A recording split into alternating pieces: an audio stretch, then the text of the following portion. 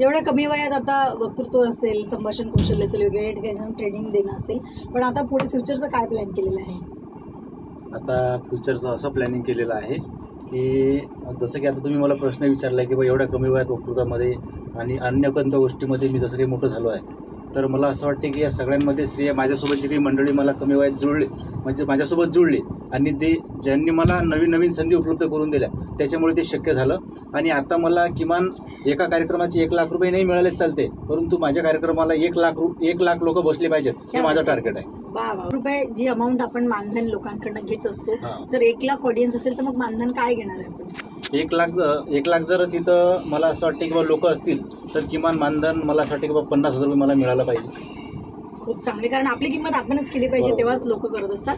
जाता जाता आमच्या प्रेक्षकांना काय सांगाल? मी प्रेक्षकांना हे सांगेल की खऱ्या अर्थानं की जे काही आता आपण बघतो की महाराष्ट्रामध्ये देशामध्ये अनेक वक्ते असतील, परंतु जो काही खरा इतिहास मांडणारे असतील आणि तेवढं खरा इतिहासच मांडणारे नाहीत, तर इतिहास मांडल्यानंतर ते आपल्या जगण्यामध्ये वागण्यामध्ये आलं पाहिजेत आणि आपल्या आयुष्यामध्ये परिवर्तन झालं पाहिजेत. असे जे वक्ते असतील त्या कार्यक्रमाला आपल्या सगळ्या श्रोत्यांनी गेलं पाहिजे आणि त्याचा उपयोग आपल्या आयुष्यामध्ये घेतला पाहिजे. खूप छान.